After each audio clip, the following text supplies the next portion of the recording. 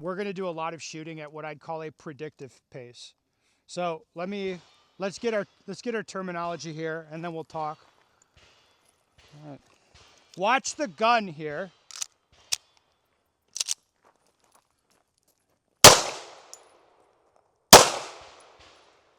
All right, that pair, I would say I fired at a corrective pace, meaning stop, stable sight picture, right where I wanted, boom. Then you saw the gun track back in. I made an adjustment, and then I fired again.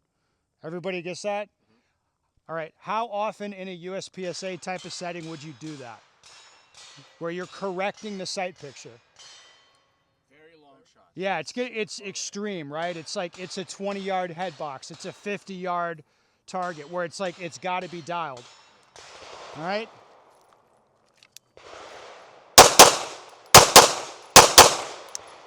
Now I'm shooting, reacting to the sight, where I can articulate the sight's a bouncing ball. Bop, bop.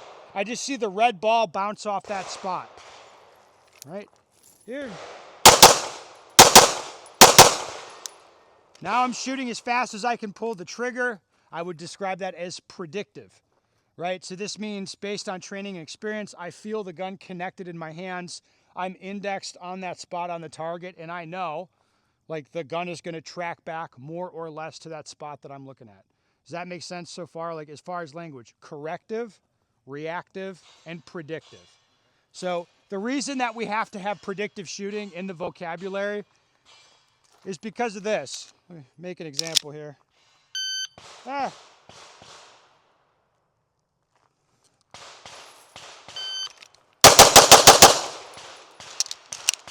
All right, now, how many people have seen you've all seen somebody probably shoot that aggressively in a match setting, right? We see people do that all the time. Were the hits good? Yeah, they're all in the A zone.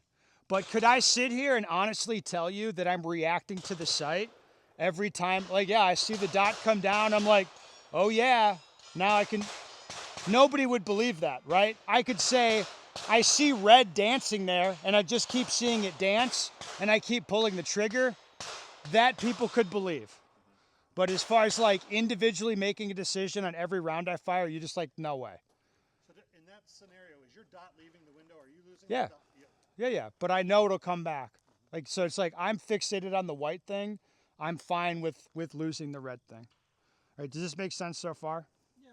All right, now what we're going to do a lot of doubles, like aggressive pairs. So come on the side again and watch the gun really close.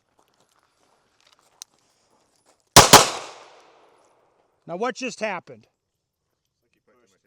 Yeah, you saw me push on the gun. My sight now has left the window. I cannot see it. All right, so how would I know that I pushed the dot down or pushed the gun down, sight out of the window? Well, I have a couple indicators. The sight is now gone. The round is down there, and the gun's at a different angle. My hand's at different tension. So when we're shooting at this kind of pace, this is what we're trying to see. Right? You're trying to see, oh, too much dominant hand input.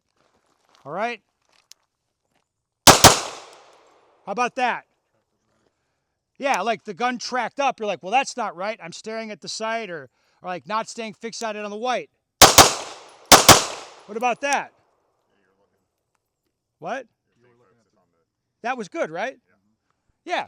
Does this make sense? So I want it to be very, very obvious. Good, bad, this or that is what is wrong, because we're shooting so much faster than I would tell you to shoot for score. Like, I wouldn't do this for score. This would just be a training tool. Make sense to everybody?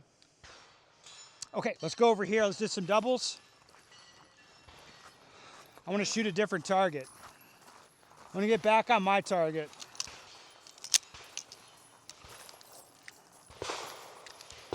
Okay, now we're going to make the drill just a little bit harder, a little bit more complex.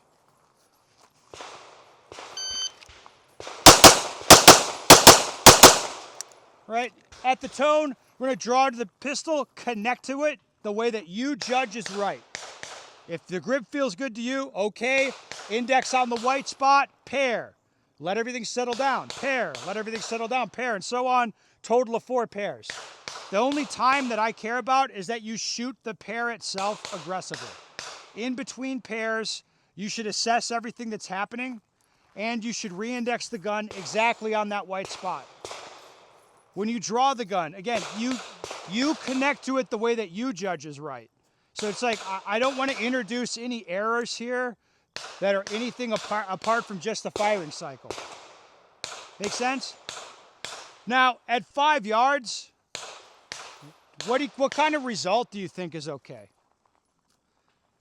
Come on. Yeah, it's like the A zone itself, we're standing here, all the conditions are in our favor, just indexed on a 5-yard target. The A zone should not be challenging. You should be able to group within the A zone. Let's back up. Now, as we back up, the drill doesn't need to change. But you'll probably look at the target and be like, I don't like that as much. It doesn't look good. But the same mechanics are in play.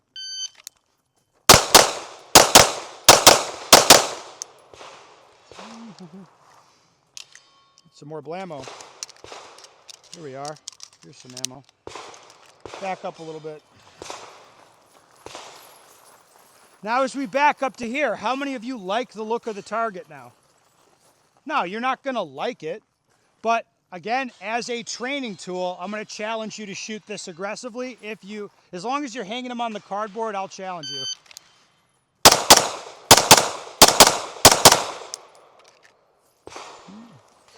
Make sense? Now what I'm focused on here is being consistent, being neutral. Like I'm not steering the gun around, I'm not changing tension, pressures. That's the focus here. Make sense? All right, let's get to it. Does this answer your question a little bit?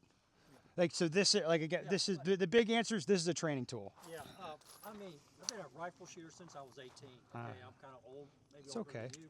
So You're probably I'm older used than to- me. I've developed that slow shooting, get a precise target. So shooting a pistol is rewriting a new book for me, trying to That's make why. myself shoot See, faster. I'm happy you're here. I'm happy you're here because this will be good for you. All right, let's get to it.